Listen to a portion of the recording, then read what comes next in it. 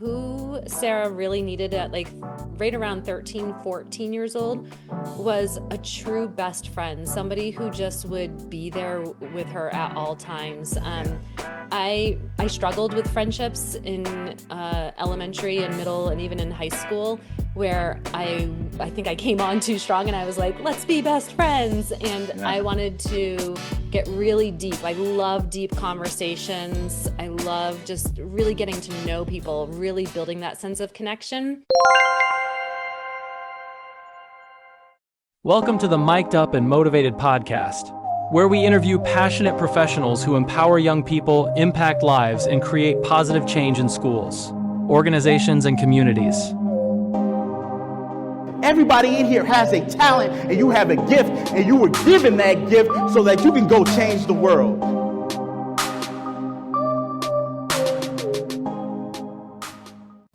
Hi, I'm Sarah, and at the heart of my work is this belief. The fastest way to improve outcomes for students is to take better care of the adults who show up for them every day. I started my career as a teacher who loved kids and saw that supporting teachers was the most powerful way to reach more students. Today, I work with educators and school leaders to move schools from survival mode to sustainable, human-centered systems that support well-being and learning. What drives me is seeing how supporting educators changes everything, because when adults are steady and connected, students thrive. My work is about restoring capacity and building cultures where caring doesn't cost your well-being. Sarah Fillion, thank you for joining us for the Mic'd Up and Motivated podcast. It's been a long time coming, but I'm glad to have you here. How are you doing today? I'm great. I just want to start off saying, Jason, thank you so much. From the first time we connected on LinkedIn and I saw a couple of your posts, motivated was definitely the right phrase that you used for yourself. And I was all in with jumping on the comment bandwagon to be like, let's go. So I'm really excited we can make this happen. Yeah, me as well. And I got to tell you about that first interaction. That first time you commented on a post, I was like, okay, who is this? Because believe it or not, I don't get a lot of people to comment on my posts, especially on LinkedIn. But when you commented, and I was like, okay, yeah, I definitely have to have her on the podcast because you just gave off this vibe like you're just so positive and so reaffirming. And I'm like, okay, yeah, she's definitely a podcast guest that I need to get on. So thank you so much for just pumping me up and making me feel good about what I was posting. Oh yeah, I loved Yeah, it. I love all of it. yeah. And you put some good stuff out there, which we're gonna talk about on the podcast today. But again, I just got to give you your kudos. You're doing some amazing work. I'm a fan. I'm a Thank fan. you. I watch what you post, and you're just so consistent and so amazing. And um, I, I love it. I love it. So let's start right there. How did you know that you would be so impactful in this work that you do? No, and I feel like there still are a lot of moments where I look at it and I'm like, Am I speaking into the void? Is Yeah, anyone yeah, hearing?" And then yeah. usually once I start questioning that, something appears. You know, last week I had that exact moment. I was just like, am I doing that? Like, am I doing anything like worthwhile right now? Yeah. Because right now the world is heavy in so many Mm. places. And I was like, is what I'm doing making a difference? And literally that afternoon, probably 2 hours after I had had those thoughts, 2 hours later, somebody who I'm coaching sent me an email and she was like, Sarah, it's day 98, and today is the first day all year that I have not had to call for behavior support. And then she Wow. continued on and she said, if this had been any other year and I hadn't been working with you as a coach, I would have been like, I can't believe it's taken 98 days. And she's like, but because I've been working with you, I'm like, it didn't hit 100. Like, look at us. Like, we stayed out of Wow. triple digits. And I was just like, in that moment, I was like, you know what? I did make an impact for Yeah. that one teacher and for those 20 students. I made a difference. And Yeah. I feel like so often we see these overnight success stories, or we see these people who are celebrities and have gained all this traction, and we can compare ourselves and be like, I'm not making that level of difference. And I think it's really important that we go back and we ground ourselves regularly and we say, who am I making a difference for though? Yeah, I know I am making a difference, and we can ground ourselves in that, and that really can give us a lot of motivation to continue doing the work we're doing yeah. rather than jumping on the comparison bandwagon. We can stay right in where we need to be, and we can make a huge difference that way. Wow, I love it. I love it. Well, we can end the podcast right there. It's just well, what you just said, like it was the cherry on top. But fortunately, we have a lot more time to go. But I love how you started with that story and just how the work that you're doing, and for the people listening, like, okay, what is this work that she's talking about? What does she do? So tell us what you do. Sure, thanks. So I work with school leaders and their staff, all aspects. So not just teachers, but support staff, bus drivers, front office people, cafeteria workers. And we have a three-prong approach because first and foremost, we need to make sure that staff well-being is being met. If the Mm, adults are not regulated, we can't ask them to regulate children. If the yeah, adults are not ready to show up and bring their best selves to school, we can't ask kids to come up and learn the best that they can. So that's our first part, is really working on staff well-being. And then we work on skill building for all areas. Any type of staff member, we know that we can work on teacher language, or we can help them figure out how can they connect with students, or how can they connect with their colleagues as well, so that we make it more of a cohesive environment. And then the third prong is that we work on culture shaping leadership. So my goal is always really to work myself out of a job. I don't want to be staying in schools forever because I want them to pick up the momentum and say, okay, we've got it. But I'm there to partner with them at first and say, let me show you, here's how you shift the culture. Here's how you move the culture into being a place. My goal, I always say, is I want each school that I work with to become that school in the district, in the city, wherever, where everyone's going like, what are they doing? Like, I want to do that. You know, it's the one that families want to move to that area, kids want to show up, staff is coming in and doesn't want to leave, and they're good staff. You know, like yeah. that's like they're really committed, they're really on board. And that's what my goal is. So to summarize, I guess I would say like the work I do is really trying to elevate each school so that they become that impressive school in their district, in their city, in their Yeah. community, and Yeah. that they're the ones that are watched to kind of set the bar too. Wow, that's amazing. And I know you're doing a great job. I mean, it's you can tell. If anybody that follows you on any social media, you can tell you're doing the work. You're doing an amazing job. And it's so, it's so amazing to hear about what you're doing because again, I work with students. I travel to schools and speak, and just I see it on the teachers' faces. I see the burnout. I see the stress. I see all the stuff that's going on, and then you have somebody like you coming into these schools doing that work. Breathing life into them. Like, what is the most gratifying aspect of that for you? Ooh, there's so many. I think first and foremost, when I walk into a school and staff is happy to see me, I Yeah. have a couple of schools who I've now worked with for 2 or 3 years. And when I step into their school, they are just like, hey, how are you? And like, they are genuinely excited to see me. And they're like, you're coming to my room today, right? You're Yeah. going to watch me. And Yeah. having that type of energy is so different from, I feel like, when we tell teachers, like, oh, you're going to have someone come in and do an observation, they're like, oh, like, I don't want Mm, anyone. And they feel really stressed. And so I think that that's the biggest highlight for me. It's yeah. also great when students come up to me and they're like, "You're back," and I'm like, "I am," or they give Yeah. me a compliment. Like earlier this week, one kid was just like, "I love your sneakers," and I was like, "Thanks, I just got them," and they were like, "That's awesome," and so it was like Wow. fun, and they were like, "Can you jump high?" And I was like, "No one has asked me that, and I'm too old to Yeah. probably be trying to jump too high, but I'll give it a go. I'll give it a go." Wow. Wow. So I just have to tell you, like, because you're navigating in a space where not a lot of people can do that. Like you are able to connect with the teachers and then go and connect with the students. Like not a lot of people are able to walk that tightrope, right? So Yeah. where did that come from? How have you learned how to balance that? You go from working with the stress level and the baggage that teachers often carry to just kind of flipping that personality and being able to connect with the student over like tennis shoes. How are you Yeah. able to do that? Well, so I think for me, it actually started in the opposite order. So I started Yeah. off as a classroom teacher and Wow. I loved it and I loved teaching.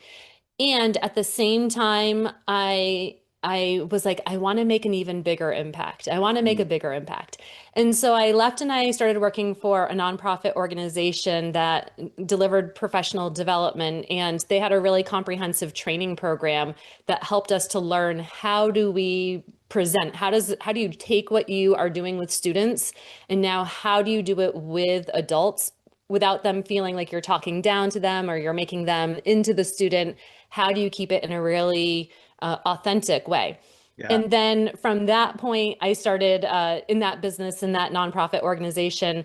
I had an opportunity to travel all over the place and really get to see what it looks like in different schools across the country and all around the world, which was really neat.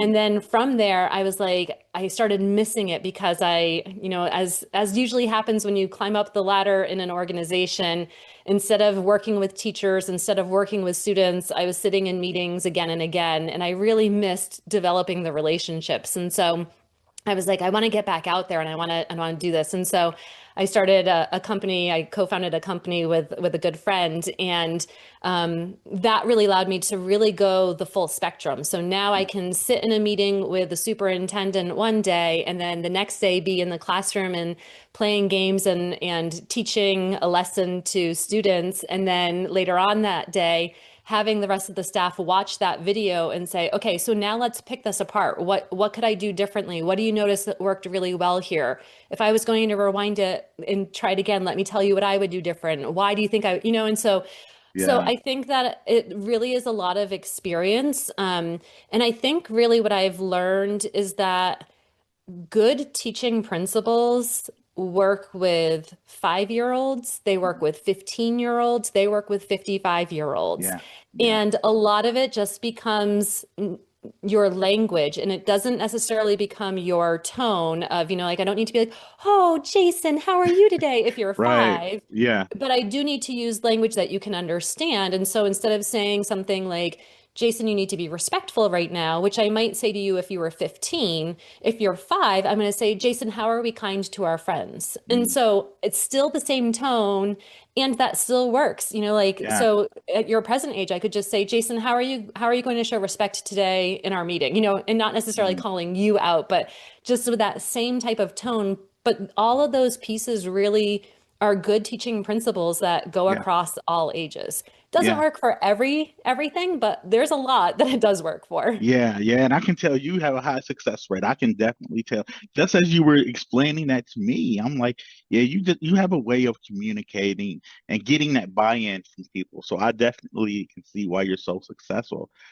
When did you know it was time to make that shift? Because I talk to a lot of people who are start off working in a certain career field, then they reconnect with that passion, they find it, and they reach that crossroad and they make that pivot, and then they're full on, they're doing what they love, and it's all he wrote after that. Yeah. When did you know it was time for you to make that shift? Well, I feel like I've shifted a few times, Yeah. and what I can say is when I when I was thinking about it, I really would go back to what is it that I want to do with my life?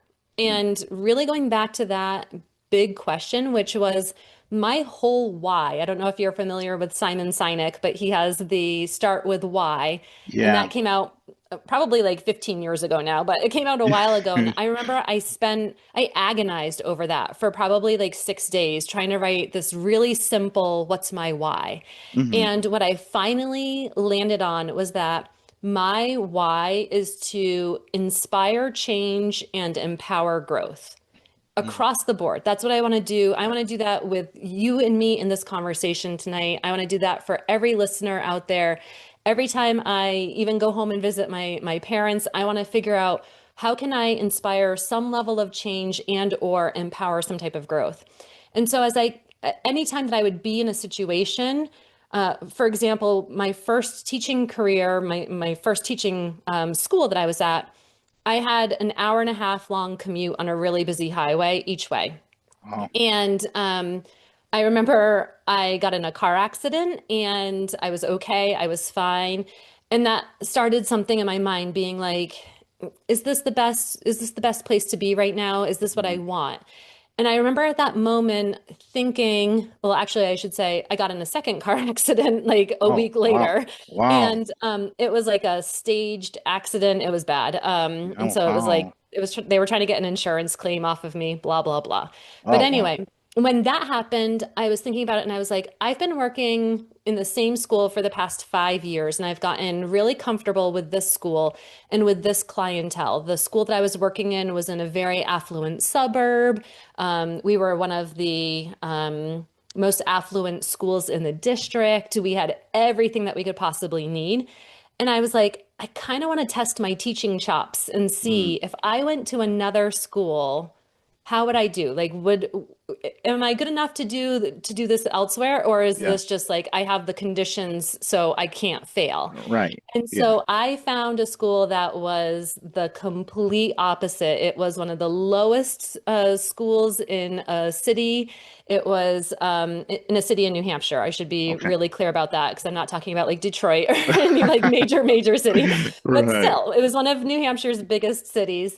And and so I started thinking about that, and that's when I made that pivot there. And then Yeah. again, at some point, there was a time where I think an opportunity arose with the nonprofit organization, and I was just like, am I able to inspire growth and empower, or inspire change and empower growth? Yeah. Could I have a bigger impact if I went here versus staying with this class of 30 students? And I was like, yeah, I could. And so I think a lot of Yeah. it does come down to, you can't wait until you feel safe and you can't wait until you feel ready because you're never going to feel ready. Right. But I think you can all, like every person can look inside of themselves and say, what is it that I really want to do? And is Hmm. what I'm currently doing the best path? And Yeah. it will keep me, it will help me meet that.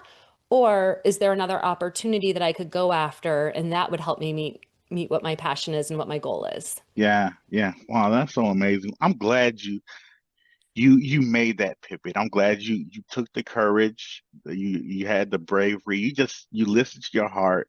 And for the record, you would kill it in Detroit. You would do amazing. And like again, you just have that ability. And as you were talking, this came to mind. I love just when I listen, I love thinking about different things that I can repeat back to people. Transformation is transferable. Hmm. You are you are amazing at creating transformation. And anybody who talks to you within the first 5 minutes can see that. Like, but that transfers to wherever you go. You're right, right. Yeah. So it's like when you said you wanted to see if you could uh, perform at that level at another school, right? You were able to do that because you have that it factor. You have the ability to create transformation, and it followed you to the place where you went, and it continues to follow you, which is why you're so successful. So when as I was listening to you talk, it just came to mind. Transformation is transferable, and for you, I love Sarah, that. you're a transformer. You do amazing work. To you, you say what? What do you say to I say thank you. And to me, I that? say, I really look at every single person Yeah. and who I'm working with, whether it's in a group context or one-on-one coaching. Mm, And I say, like, I feel like one of my strengths is I can see people for who they can be, not just for who they wow. currently are. I And I love that. think that that's where my transformation power really steps in, is I can Mm, say, okay, so I can see you're here now, and I can see where you can be or where you want to go. yeah, And I can help you get to where you want to go. Here are the steps. Like, let's go. And I I'm love that. really good at, I think one of my strengths is I'm really good at creating conditions Mm, so that I can achieve whatever it is that I want. And so, and for the most part. So, yeah. I think, like one example is I figured out for myself I was trying to get into a really regular workout routine and Mm, I couldn't. And I figured out it was because 5 days on and 2 days of rest don't work for me. Because what ends up happening is I play this little game with myself and I'm like, well, I'm kind of tired today. I'll take my rest day today. yeah. And then it gets towards the end of the week and I'm like, oh, I really want that other rest day, but I really want both days. So I'll take Saturday off, but then I'll take next week's one day. And so I start playing Let's Make a Deal. And so Right. my deal that I ended up making with myself is you exercise 7 days a week. You are allowed to have two junk days. So you Yeah. can have 2 days that are not your best workout, but you work out every single day. And that Yeah. way it just becomes this like, I know I have to block that time off my calendar. And there's not this option of being like, oh, I'm going to finagle it here. I'm going Yeah. to try this here. And so Yeah. I think that that's the other part is that when I look at somebody and I get to know them, I can be like, okay, so here's where you are. Here's where you want to be. Here's how we create the conditions because we're not going to get there. Like I didn't jump into, I'm going to, like run a marathon every day. Like I started Yeah. off with like, I'm going to start off with 20 minutes of exercise and it's going to be a Yeah. walk, but I'm going to Yeah. commit to that every single day. And that's really where I feel like one of my strengths are. And that's where I feel like I can take my own transformation and I can transfer it and I can say, I'm going to transfer it to you. And here's Yeah. how you are going to make your own transformation. Yeah. Wow. I love the way you just broke that down. And it's so correct in just how you explain that. Because again, the duality of what you were just explaining, it's like you're the teacher and the student as you're trying to convince yourself, like you're bargaining with yourself, like trying to create a compromise. Right. And so I love that. Is that what it looks like when you go into the classroom? Work with Yeah. these teachers and students? Is that what it looks like? So I really try to meet teachers with where they're at. And so I'll ask them because teachers have different levels of comfort. So Yeah, with yeah, one of my coaching clients, she is always like, stop me in the moment. I learn best by like interrupt me, give me a pointer right then and there. yeah, And yeah, so I work with her that way. And so, she'll be doing something and she'll kind of look at me and I can see that it's not going the way she wants. And I'll just say, pause, and I'll like run up and I'll be like, here's what I want you to do. Like, do this, this, and this right now. yeah, And then she does it and she's just like, yeah, that's exactly. And then afterwards, then we can debrief it. With other teachers that I work with, they want more of me to observe them and yeah, then to give them some suggestions. And so in that case, I'll say, when I was observing, you had the students on the rug for 15 minutes during around minute 8 six of your first graders started rolling on the floor. And then we have more of a conversation. So what does that tell you about this? yeah, yeah. And so we start having conversations. So it really is flexible in the sense of what's going to make that person, because I could come in and I could say, here's the best way to coach. Mhm. However, if it's not the best way for them to learn, they're not going to be able to take any of the advice that I'm giving them. So, Yeah. and I really do want it to be a partnership to say, what works best for you? How can we go Mhm. about this together? Right. Wow. I love it. And I love, I knew this was going to be an amazing Mhm. interview, but like just blows me away, like what you're saying. And again, I'm so fascinated. And like I told you before, I'm nerding out, right? I'm nerding. As you're listening, I'm Let's do taking it. mental notes myself on how I can improve and get better in my craft. But you said something that really resonated with me. And this is my mantra as well. I try to stick to this. But when you said that, a big part of it is seeing. I can't put it like you put it, so I'm going to paraphrase. Well, you said something to the effect of the students are not the finished product yet, right? So you have to be able to see, kind of envision where they can be and what they can become. As a coach, my background is in coaching. A lot of coaching is that I see a kid who can't dribble a basketball, right? I can't get discouraged. I have to implement certain skills and drills to help them learn how to dribble a basketball. Even with teaching, right, and working with students, like being able to help them see the fact that they can get an A. If they're an F student, well, coach, how can I get an A? So a big part of it is what you said. When it comes to teachers, like how do you get them to buy into that, to believe that, especially if they're working with a student who's always disruptive, who doesn't listen, who just can't do the work? How do you get them to buy into that belief that, hey, this student can become, this A student or this transformational student? How do you get them to buy into that? Well, I feel like I'm kind of giving away my secret sauce, but I'll tell you. Um, so Well, my you don't first, have to, no, no, like, no. like, No, no, no. The first thing I always, when a teacher is saying, like, oh, I have this heavy hitter, or here's what's going on, and if I yeah, just didn't da da da da da, I always will start and I'll say, Tell me three things that you know about, I'm going to use your name. Tell me three things that you know about Jason outside of school. Like, what are his interests? What is he good at? What does he do? And if a teacher can't tell me, then I say, that's your first job. Mm. Have some conversations and figure that out. Because as soon as you start making that actual connection to this is a student who does thrive in some area, who is able, who has interests, who has passions, who has finds joy in different things, that's what allows us to start to unlock that. And the way that once I've done that, then I can say, okay, so an example that I have from one person that I coached recently is I asked that question. They didn't know. I said, okay, I'm coming back next week. By next week, you need to know three things about the student that you can tell me outside of Mm. school. They shared with me that one thing that they learned from the student's parents is that the kid really liked to take things apart and try to put them back together or make Oh. them better in some way. So Mm. whether it was, like a broken remote or anything like that, like around the house, like the kid would either, if they had permission, they would take it apart, or they would try to, if something was broken, they would fix it. And so I said, okay, so now that we know that about that student, let's think about how can we use that and leverage that for other things that we're trying to do. Mm.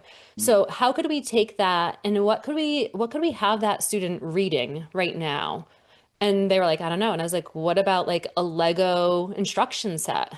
And they were Yeah. like, oh, and I was like, okay, so now we're getting on board with reading. And Yeah. so really kind of pointing out some of those things and just having them stop and make a true human to human connection Yeah. first. Yeah. That then really allows us to buy in, allows a lot of people to buy in. And then the second thing that I often will do is I'll say to them like, oh, I can relate exactly to what that kid is doing. Like just the other day, I had this experience happen. Have you ever had that? And they're like, yeah, I have. And I'm like, so can you see how if you had this happen to you and you were being told that you needed to sit on the rug in crisscross applesauce style and you had to sit there for 25 minutes and all of these different things, can you see how you would be really frustrated and how you might be throwing books or, like picking books off the shelf or something? They were like, Yeah. yeah. And I'm like, Yeah. okay, so now we have that human to human connection and we're not vilifying the kid anymore. Mm. And now we can start getting into the belief of like, okay, so now what can we do to really help the student to thrive? Because what we want is a good partnership between the teacher and the student, Yeah. not either one having more power. Yeah. Wow. That's so amazing. And I love what you said. You're humanizing the student, you know, and I love what you said. And for anyone listening, okay, this is not you're getting this information free as this you listen to this podcast. But if you want the real deal, if you want Sarah to come to your school or to your organization, she's going to charge. So she gave us a free nugget right there. But I got your back, Sarah. Don't worry about it. Thank Right? you. Thank Don't worry about it. You're giving out this information. But this is gold. This is amazing. And again, I can see how you're transforming these classrooms, how you're instilling hope and belief in the teachers and the students, and it's so amazing. Again, as I listen to you say this stuff, again, I'm thinking about the schools that I go into on a daily basis. Again, thinking about teachers right now, even as we speak, thinking about teachers who are on the verge of quitting, of giving up.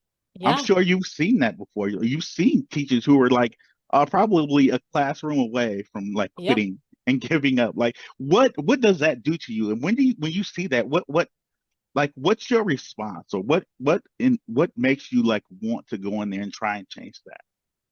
Well, I mean, what makes me want to do that is I'm like, we need really good teachers Yeah. in the schools, and we have a lot of really good teachers in the schools. We can find stories about teachers who are not so good, but for every single one of those stories, I can tell you three teachers who I've worked with personally who are really good. And so what makes me want to do that is I'm like, I want to keep teachers in the classroom. Teachers went into teaching because they loved that art and they loved that, really just that whole career idea. And I want to make sure that teachers can do it in a way that feels reasonable. And so when that's happening, my first goal, like if somebody says, like, I just don't know if I can make it to the next break or to the weekend or till tomorrow, my first thing is just to hype them up and just to say, okay, what would make tomorrow 1% better so that you would want to stay tomorrow? Just 1%. We're not looking for 100%. Let's make it really small. And then the next thing I do is I go directly down to the school leader and I'm like, hey, if you've got one teacher like this is the tip of the iceberg. So we can see one teacher. I bet you could have a whole lot more. As we know, the iceberg effect, there's a lot Yeah. more underneath the water that we can't see. So we need to be doing something. Same thing as what I do with students. I say, so here's what I want you to do. I want you to write down 3 to 5 questions, and I want you to go out and I want you to find 5 staff members and talk to them. And these questions are not earth shattering. They're just authentic and sincere. How's your day going? How's your week going? What's one thing that's made you smile in the past week? Something small like that, but again, humanizing it and getting them back in touch, because we don't necessarily, especially when a teacher is really close and feeling really burnt out, they're too overwhelmed. If a leader comes in and says, what can I do to help you? They're just like, I don't know, like take 50% of my students out of this room, Yeah. give me a 500% pay increase, 6 more personal days, but they don't really know, like in that moment, they don't know what, they're like, new pencils aren't going to help. Like, I don't know Yeah. what would help. And so in that moment, we need to start more at the humanizing piece and just say like, hey, just wanted to say thanks so much for coming today. I know it's really tough. Yeah. How did today go? And Yeah. starting there can be really powerful. So Yeah. I think that that's the number one way is when I see a teacher like that, I'm like, we need to have a bigger conversation, because if it's one teacher, I can guarantee it's more than one teacher in the building Yeah. that's feeling that way. And that's really where we need to start addressing the culture issue of the school. Yeah. Yeah. And I love how you call yourself, well, you do this. I don't know if you call yourself coach, but I can see it. Even as we have this conversation, even as you're taking me inside the schools and the rooms, like you're literally coaching. And it's so amazing. And again, as a coach, as a former coach, former athlete, when I see it, I'm like, yes. And then Hmm. we were talking earlier when you were talking about how you were breaking down, just gonna put it like this, breaking down film. You're taking a teacher through like certain things, and you're Yeah. rewinding and letting them see their mistakes on video. I'm like, yeah, she's the real deal. She's the coach, Yeah. right? She's changing. You're turning schools that were losing into winners. Like you're helping them create a championship culture, if I can put it like that in simple Yeah. terms, right? So Yeah. that's so amazing. I want to ask you this question, okay? Mhm. And so I get a lot of flack sometimes for being Mr. Positive, right? And when I go into schools, people are like, "Oh, here comes Mr. Positive," and like, that pie in the sky attitude, that optimistic attitude is not going to work with these kids that are always fighting, that are cussing each other out, that throwing pencils off. I get that. I get a lot of pushback sometimes with that. Yeah. When it comes to you, and the teachers sometimes can be very cynical at times, right? They Yeah. want practical stuff, right? Do you ever get teachers or schools say like, "Oh, here comes Sarah, Miss Positive, with this pie in the sky approach and all of these things. She wants us to be Miss the optimistic and all." Do you ever get people who want like push back to that and like, I need something more practical or something that'll really like work? This positive stuff really doesn't sit well with me. Like, I don't think it's gonna work. You ever get that? Oh yeah. Oh Yeah. yeah. And Okay, I feel it's like good to so know. many, was that? I said it's good to know somebody else Oh though. yeah, absolutely. Yeah. And I feel like my number one thing is I have I have then started saying to people, give me 30 minutes. Yeah, yeah, Give me 30 minutes and in this PD. And if you don't like it, and like sometimes I'll even like I'll give them, in some cases I've given them like a piece of paper. I'm like, just hold up this piece of paper. And if you hold up this piece of paper, you're telling me like this is a swing and a miss, and I will adjust.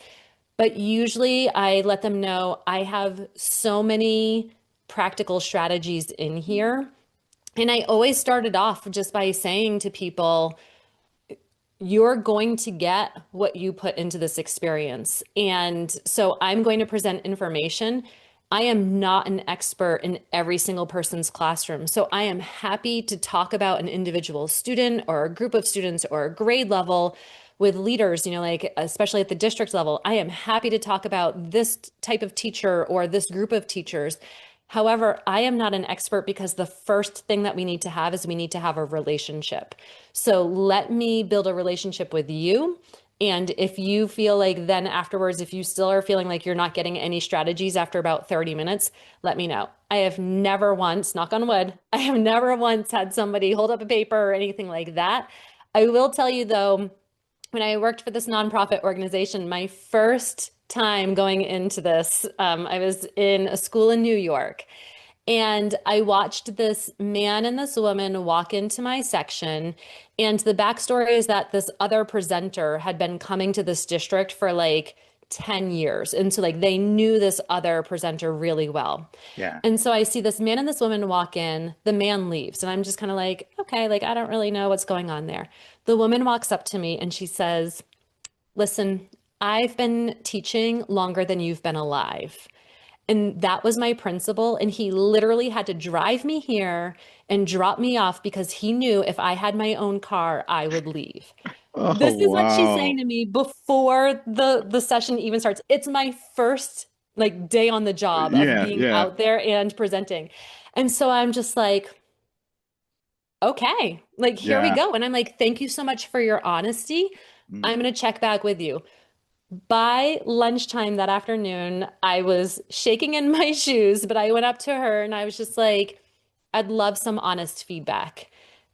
Not just, is this going okay, but tell me what is one thing that's resonated with you and what's two things that you'd like to see me do differently. Because I wanted to let her stack the deck. Yeah. And she told me a positive thing. And then she said, one thing that she said was like, it was something like, you touch your hair too much or something like that. And I was just like, duly noted. And then she said, I wish I had a second thing. And she was like, I really, really, really want to have a second thing.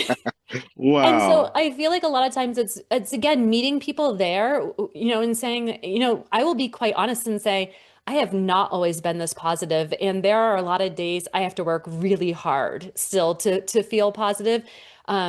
And for me, I've figured out what that is. Like for me, I have to go for a run in the morning. And when I go for a run in the morning, I say, like, it sets my brain straight. And without that, I would not be as positive. I would not be able to look at the day as positively as I always can.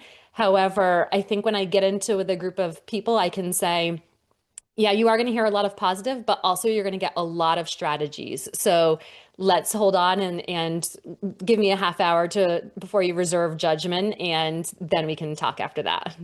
You're listening to the Mic'd Up and Motivated podcast with Jason A. Dixon and featured guest Sarah Fillion.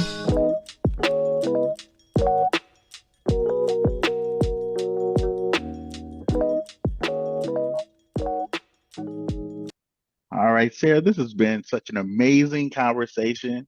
I'm enjoying every minute of it. And I just want to take a pause and give you the floor and see if you have any questions that you want to ask me. I mean, I'm not going to be as entertaining as you are, but again, are there any questions you want to ask me? Well, first, I just wanted to ask you, based on our last question, what do you do when people are saying, "Oh, great, here he is, here's Jason," like, "Oh, Yeah. we got to be all pie in the sky." How do you deal with that? What's your Wow. secret? That's a great question. I really attack it head on. I attack it head on, and I kind of like what you said. I'm pretty upfront with people. I'm not always positive, but what then I kind of retort with like this question: what do I stand to gain by not being authentically myself? Right? I'm not Yeah. gonna come in here and be somebody different than who I am, and so I try to mix the positivity with some practicality. Something that will make people laugh, make them like relate to me, understand that there are tough days. There are students that, I quite literally just want to like turn my back on and say, I'm not dealing with you today. I can't deal with it today, right? But again, like the energy that you put out is the energy that you're going to get back. And I'm sure you know this, right? With Yeah. working with students, especially, like if you come in there with an attitude, you come in there, just upset and bringing like whatever happened to you outside of the school into that building, into that room. Like the students are going to see that, they're going to feel that, they're going to reciprocate that. I feel like it's the same way with adults. And I Hmm. was saying, like, I have a saying, make a connection before correction, Yes. connection before correction. So my job is to connect before I try to teach you anything. And I'm sure you heard the saying also, kids don't care how much you know until they know how much you care. And Yes. so those are two things that I really try to live by. Like I want to connect with you before I correct you. And I want to show you that I truly, truly do care. Like if you get nothing else out of this conversation, this talk, this PD, whatever it may be, I want you to genuinely know that I love you and I care about you and I want to see you Yeah. win. I So love that. yeah, I love yeah. that. I love that. That's my secret sauce. So I like I'm it. like, well, I like so it. it sounds like you with that, which means that we need to be doing some work together. I You know what agree. I Let's mean? go. Let's Yeah, go. let's go. All Well, your listeners, we're ready. We're ready yeah, to do a team. we're ready. Sarah and Jason hitting the road together. Yeah. No, Yeah. but Sarah, again, you are so amazing, and I wanna ask you this question because we're gonna talk a little bit about your journey now and how you got to where you are now, and I love to kind of take people back. You were talking to me about how you were watching a past podcast about the inner child, right? Yeah. What would the younger Sarah need?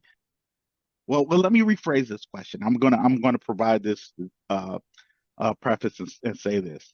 I believe that uh, we as adults should be the person that we needed as young people, right? And Mm, then so people always ask me like, how did you become a youth motivational speaker? How did you become a life coach and all those things? Well, I just tell them like, I just became the person that I needed when I was 13, 14, 15 years old, right? mm, So who is the person that Sarah needed when she was a teenager, a young adult, and who is she now? Did mm. she become that person that she needed back then? I feel like, yes, I did become her. And what I would say is who Sarah really needed at like right around 13, 14 years old was a true best friend, somebody who just would be there with her at all times. Yeah, I struggled with friendships in elementary and middle and even in high school where I think I came on too strong and I was like, let's be best friends. And I yeah, wanted to get really deep. I love deep conversations. I love just really getting to know people, really building that sense of connection. And I feel like in 13, 14 years old, it was my first experience with grief because my grandfather passed away very unexpectedly. And I remember going back to school, and it was just this weird moment where I just felt so alone, and nobody wanted to talk to me, and nobody asked any questions about, like, are you doing okay? And I had missed some yeah, school. And I feel like I just needed somebody who was just going to show up and just be like, "Hey, I see you." And I think that yeah, that is who I really try to be is I can sit with you whether you are angry or sad or happy and you're celebrating. Like yeah, I'll be there and I just want to let you know like I see you and I'm yeah, here with you. I'm not going to try to fix anything. I'm not going to try, I mean, unless you want me to, but like but so many times like and that's what I really needed at 13, 14 was I just needed somebody just to be like I'll sit here with you. I'll mm, I'll I'll sit and just be with you. We can listen to music, we can talk, we can cry, we can, like you can do whatever. I'll just yeah, hold that space for you. And that's what I really try to do now. yeah. Wow, that's amazing. And I can definitely see that too. As you were explaining how the younger version of yourself needed a best friend. And now when you go into these classrooms and work with these the teachers especially, but students also, you're becoming like their best friend, their Yeah. confidant, that person that they can really lean on during times of struggle. Because as you know, it can be very vulnerable to express to someone. Like you're perceived that I'm talking about the teachers, you're the experts, right? You're not supposed to have any flaws. This is your job. You're supposed to be able to do it to perfection. And then you're meeting these people at a moment where it's like, okay, I'm exposing something to you. I'm being vulnerable. I'm confiding in you. And here's this best friend coming, like putting their arm around, saying, it's okay. We're going to get through this Yeah. together. Like, that's what you're doing. That's Yeah. so Yeah. amazing. Like, you're becoming their best friend. Yeah. Yeah. Yeah. And that's really all. And again, a lot of it is just so much of human needs Yeah. are just being seen. I was in a classroom earlier this week, and as soon as I walked in, I had three students, and I haven't been in that classroom now for 2 weeks. And I had three first graders who came up to me and they were just like, Miss Sarah, will you sit by me? Will you Oh, play this wow. game at recess with me? And they just Yeah. wanted that connection. And I feel like what you were saying earlier, connection is just so powerful. Mm, And I feel like at this point in time right now, it can be so overlooked because we've got teachers have all this curriculum and leaders have all of these mandates and initiatives that they're trying to lead. And so, really, what I say is just put everything down for 5, 10 minutes and make yeah. a sincere connection and watch at how much growth happens just from that one area, just Yeah. from that connection. Yeah. Yeah. That's so true. That is so true. So talk a little bit about um your human moment. You spend a lot of time trying to get the teachers to just humanize themselves, trying to see their students, to humanize their students. Talk about a human moment that it really was almost like a life-altering, life-changing moment for you that really kind of made you say, okay, all right, this life is lifing right now. This is tough right now. I don't know if I'm going to like really get through this moment. Ooh, well, I think again, one of my earlier times was I can tell you every single thing that happened on the morning that my grandfather passed away because he had Yeah. gone into the hospital.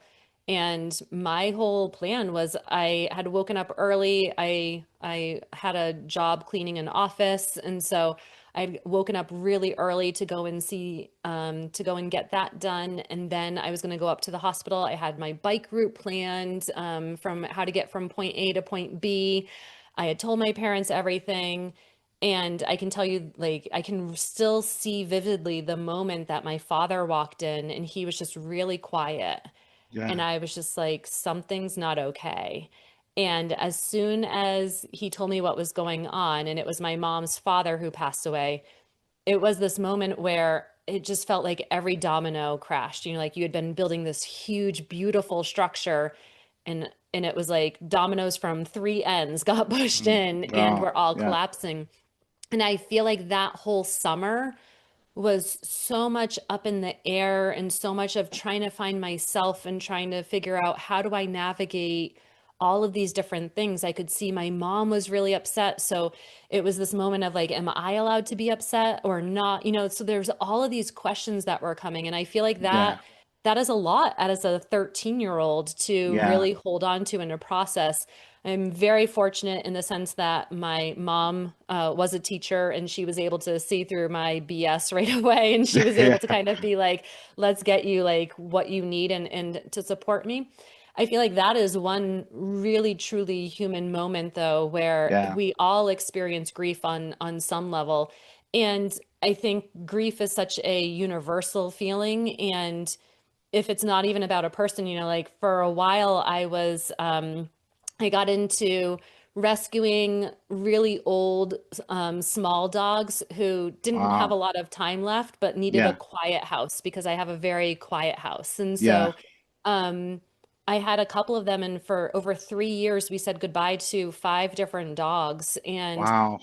And each time that grief just would hit again. And it was, Yeah. in one case, I was like, I've only had this dog for 9 months, but I had such a connection Yeah. with that dog. And so I feel like anytime that you experience some of those really core um, feelings like Yeah. grief, like true anger, like true happiness or joy, I feel like all of those are really humanizing moments. And what Yeah. we have to do is we have to remind ourselves that without feeling the grief, we won't know how good the joy feels. Yeah. Wow. And that's a part that we really have to hold on to is, you know, things taste sweeter when you haven't had sweet in a while or when you've been Mm. having sour for a long time and then you Right. start eating sweet, you're like, wow, it's so good.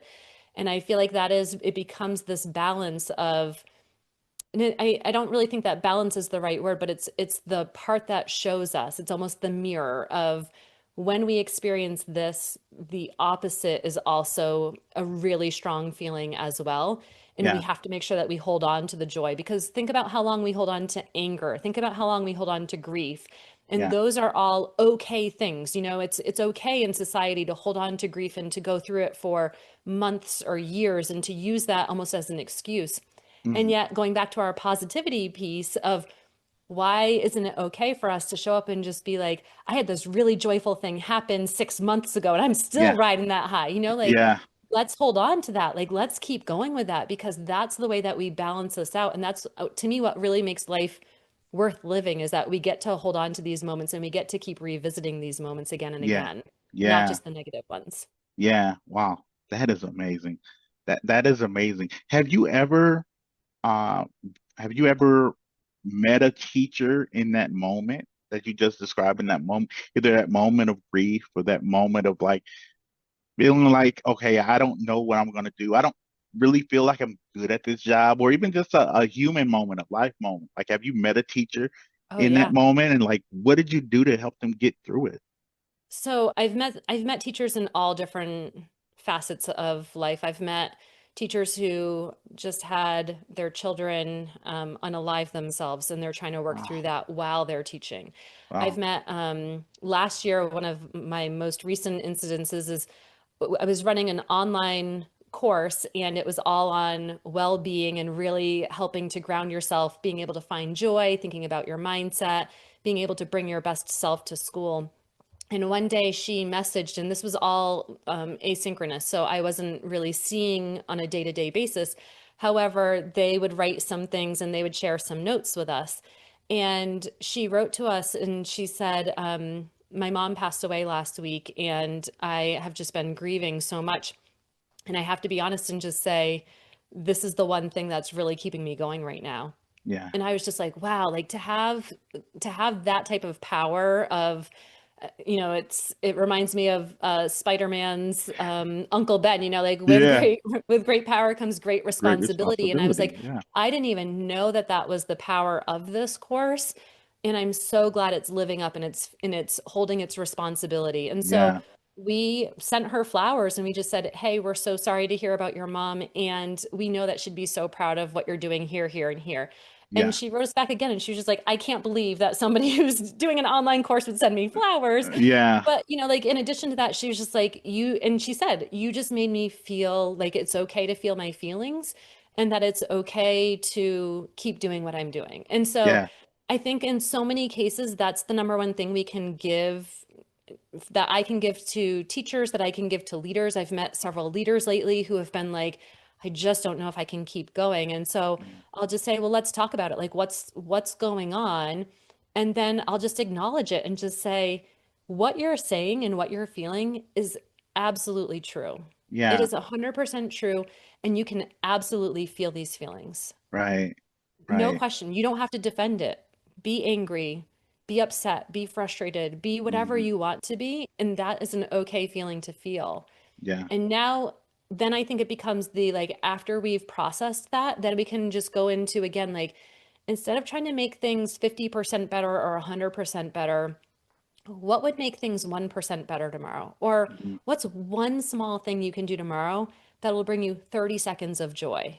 Yeah. Maybe it's that you don't leave the office until you've taken one sip of hot coffee. The rest of Yeah. the coffee might not get drunk hot, All but right. like at least one sip. And if that's what will make you happy, then do it. Yeah. And so it really becomes more of thinking around what is still in your control to help you start moving away from where you are and where and more towards where you want to be. Want to And it be. doesn't Yeah. have to be a huge step. It can just be one foot step. Yeah, yeah. Oh man, I love this. You're a superstar, Sarah. You really are. You really are. I wanted to ask, and I talk a lot about the mask, especially when I going to schools and I talk about the mask that students put on when they come to the school, right? And Yeah. so people think that the kid that's always getting sent out of class and gets suspended is really that kid, right? And he or she is just wearing a mask, right? And so how can we remove the mask? But I think what's often overlooked is the teachers are also putting on that mask when they're coming into the building, right? And so Hmm. what you're talking about, you're giving them permission. You're empowering them to be okay with being not okay, Yeah. and so I love that that you have the ability to do that. So, which leads me to this question now. You reference Spider-Man and Uncle Ben, right? Does it ever feel like, does it ever become burdensome? No, this power that you have, this great ability that you have, does it ever become burdensome for you? Does it ever become something that makes you like, wish that you could take a break, or sometimes you didn't have this ability? Um, it doesn't, but I think a lot of that goes back to the whole the saying that I'm now adopting that you gave me of transformation is transferable. And I Yeah, feel like what I end up doing is I will check back with you, and as soon as I see that you're taking one step and that you're making one thing, then I'm like, he's going to be okay. She's going to yeah, be okay. They're going to be okay. And so I'm able to yeah, do that. And then I will follow up a little bit later on and just be like, just checking in. How's it going? yeah, And usually what ends up happening is they're like, oh yeah, I've gained so much momentum in this new direction. And I'm like, perfect. That's yeah, exactly what it is. And so I feel like it's something that there are so many things that we can pick up and we can carry and we can bring around with us. And there are also things that we can set down. And it doesn't mean that we're setting it down and we're walking away and we're never remembering or coming yeah, back to it. But it just means we don't have to carry it on a day-to-day basis. And I think that that's the biggest thing that we can do as a gift to ourselves as well as to others that interact with us is I can sit here with you, I can feel this with you, and then I can put this down. What I can still do is I'm going to remember to come back and check on you in a little while. But for right now, like this isn't mine to carry. And I think that mm, that's like the most important thing. And it's not in any way, shape, or form saying I'm not sensitive to what people are going through or that I, slam a door in their face and say, no, you can't do that. It's more of just, this is your journey and I'm going to be here. And like you said, like I am going to coach you and I will happily point out what the next step is. I can't take that step for you though. You have to yeah, be the one to take that step. And I think that's the biggest part is instead of me trying to do it for you, I'm saying, how can I empower you to do that? If that's where yeah, you want to go, I can literally paint a yellow brick road for you, hmm, but I can't make you walk that road. You have to be willing to walk that road. And yeah, so that's the way that I look at it and I say, I'm not going to get overburdened with it. With that said, of course, I wish I had a magic wand where I could be like, all of schools get this and yeah, everything, all teachers get this. I yeah. wish I could do that, but I know reality says I can't. Right, right. And the good thing about that is that if that were the case, we wouldn't need people like yourself. And I'm sure Mhm. that is a much bigger blessing, a much bigger I don't know, it's more gratifying to have you come in and help people realize that the answers are within. Like you Mhm. can do this as opposed to just waving a magic wand, right? Everybody will want that. The students will want that. I want to go from a C to an A. And no, you have to put the work in. But you Yeah. have to have somebody come in and kind of be that bridge to help them understand how to get to that other side. And Yeah. that's you. That's I you. try. So you come from a line of educators, right? You have like Yes. your mom was an educator, right? I think you Yep. said My your grandmother grandmother was. Yep. was an Hmm. educator. So I often think about this, right? I think about like when you're a legacy and you have people who've done this work before. I often wonder how those people who've done it before you think about like the person that's currently doing it. Do you ever get feedback on how like, okay, Sarah, you need to do this? When you have educators who are in your family and they see you doing the work, you ever get that constructive feedback?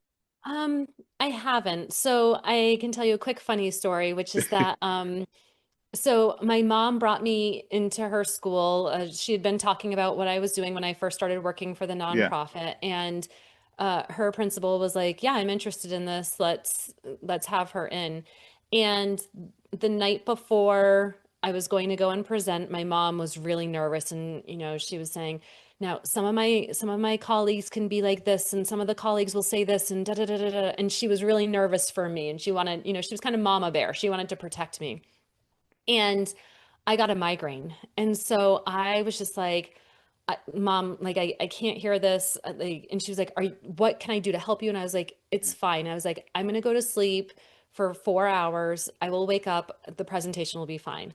Yeah. And the next day, she's sweating bullets in the audience. And about at our first break, she said people just swarmed her and were just like, she's amazing. She's so good. Da, da, da, da. And Wow. so my mom was just like, oh my gosh. And so since then, I've had an opportunity where she's come and she's watched me present a couple of times. And she's like you. She's a great hype woman. She's just like, that's my Wow. daughter. Look what she's That is doing. so Like, this is amazing. awesome.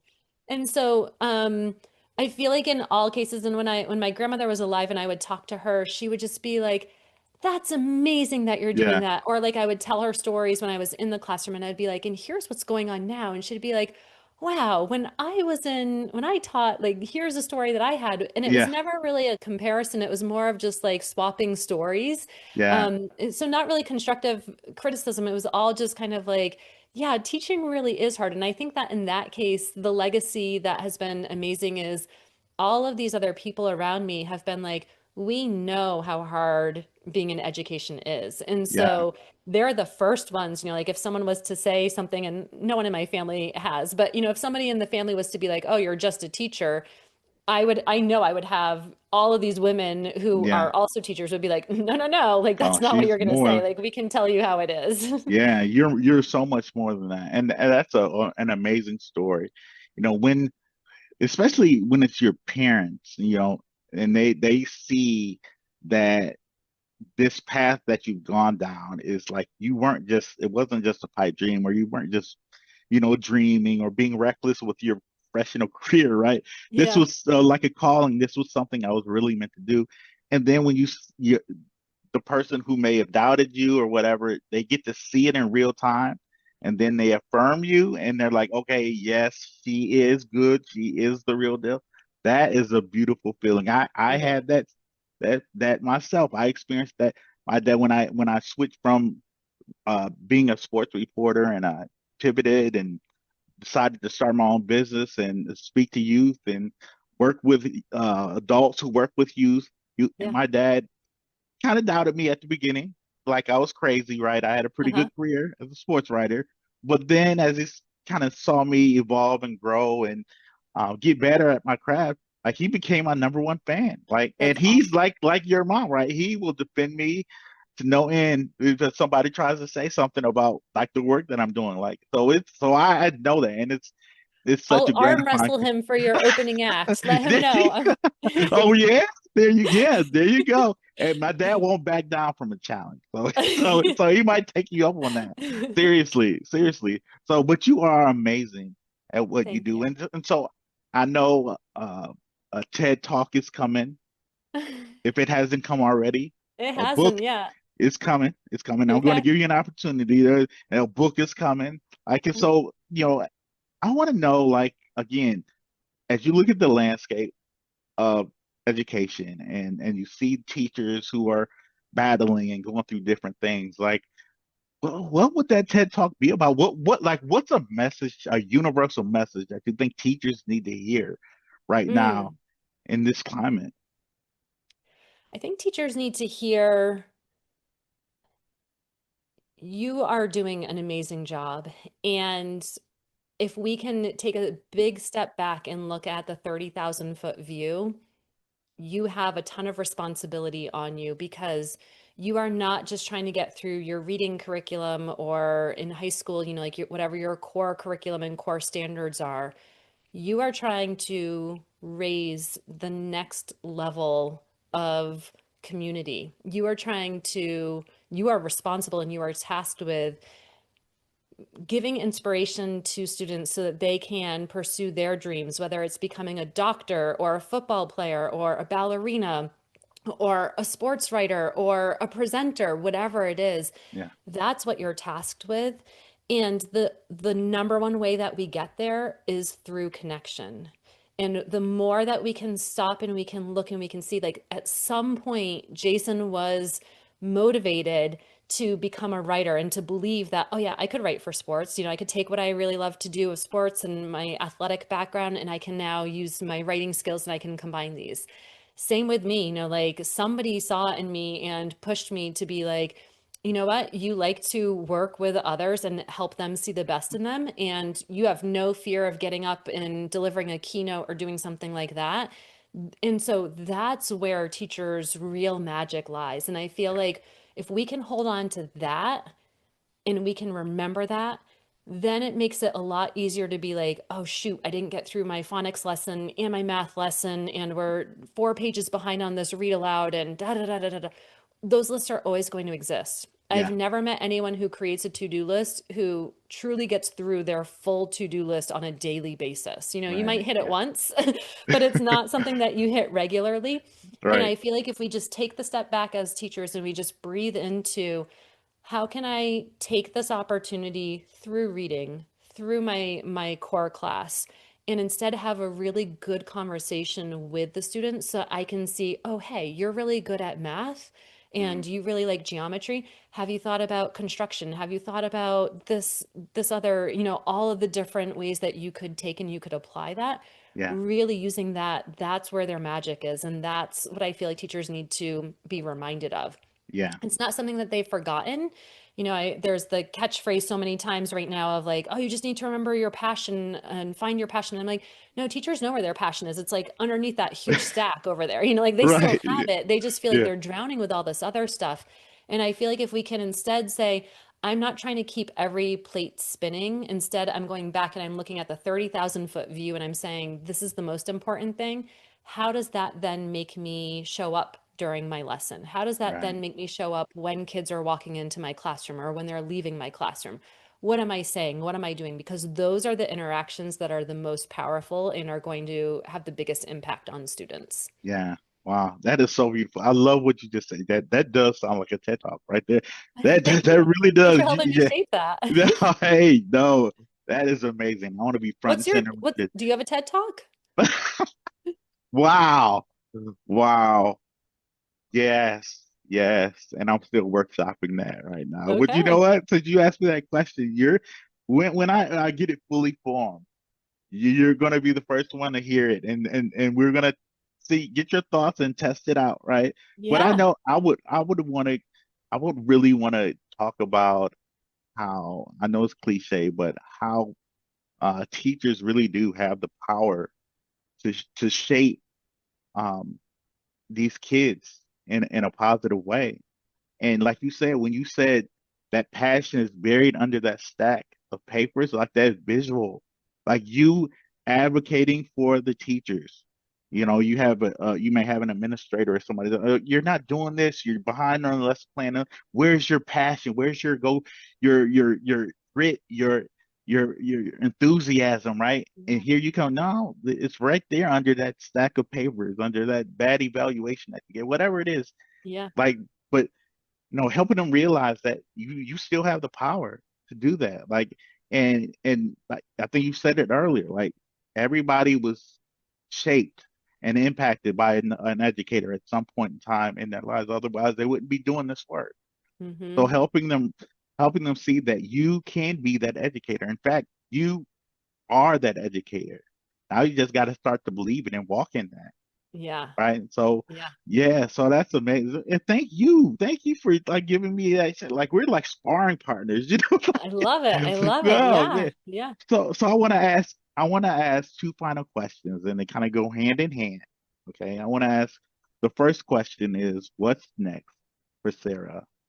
What's on the horizon for you? What are those goals, those dreams, those aspirations? What's next for you? And then I'm gonna Hmm. get to have one final question after that. All right. So what's next for me is I I really want to just continue to expand positive school solutions so that we are offering high quality professional development that every teacher in every school can get. And that like I have all of these different ideas in my head of how we can have different systems in place so that a school in an affluent district actually ends up helping to fund a school that isn't in as affluent of a district so that we can make PD equitable for everyone because what we have to offer benefits every single teacher. It's not just for teachers in this type of district or in a private school. It's everyone. And so my what's next, and I guess my huge aspirational goal is I want Positive School Solutions to be in every single classroom and in every single school. And Yeah. that's really what I'm working on. And I want it to happen in a way that is natural and sustainable, because I want it to be growing with me so that it doesn't become, oh, we have so many schools, we're so flooded, we can't give high quality relationship building Yeah. with our schools. I don't want that. I want it to be, we're going to keep growing and we're going to keep expanding as it fits into our growth pattern. Yeah, yeah, I love that. I love that. You know what? I think I hear a certain region or demographic, like a place. I think I hear Detroit calling, right? So we can prove that positive solutions can work anywhere, right? I love And it. I'm telling you, I really believe that. Like it really can. And you kind of started to answer my second question, but I want to Okay. give you an opportunity to expound upon your answer. You talked about positive solutions and how you want to continue to build on that. How can people reach you and get in touch? Because I know as people listen, they're going to want to bring this amazing woman in, that's doing amazing work, positive solutions. How can people get a hold of you, and what are schools getting when they bring you and positive solutions in? Great. Thanks for this question. So our website is positiveschoolsolutions.com. My email is Sarah, Sarah, at positiveschoolsolutions.com. I would love to chat. I'm probably one of the worst salespeople for my business. But I would love to just have a chat just to hear, where is your school? Where are you working with individuals, working with leaders, working with schools? And what they get is really, they get to be heard, and then we get to figure out what is your next step. And so it's not a cookie cutter process, because what one school might need, depending on where they are, is they might need really to focus in on the adult well-being, whereas in another school, they might really have a really strong and solid adult community, and in which case we're going to really explore, how do we make sure that we're getting the skills into everyone's hands, and how are we making sure that all learning spaces are being elevated. And so it really starts with a conversation so that we can hear, what are your needs, and then we can say, here are some of the solutions that we can offer you. Oh, wow, that's awesome. Sarah, thank you so much for Thank coming you. on. You're doing amazing work, and I'm excited to see you continue to grow and flourish. Same. We're gonna have to have like a reunion sometime, and or Absolutely. maybe when we go on tour, we can do a podcast live. How's that There we sound? go. Yes, yes, yes, together. I love that. I love that. You're going to take the lead on that. I'm going to sit back Okay. and just let you take the lead. So, oh man, again, thank you so much, Sarah. You're awesome. Thank And keep you. up the great work. Oh wait, and because you wanted, yes, I drink from the There largest you go. coffee mug ever. That's symbolic right there. Yeah, That is yeah. symbolic of the great work that you're doing. So Thank again, you. thank you so much. I appreciate you. Appreciate you. Thank you for listening to this episode of the Mic'd Up and Motivated podcast. You have people waiting on you to cross over to the other side so you can reach back and grab them.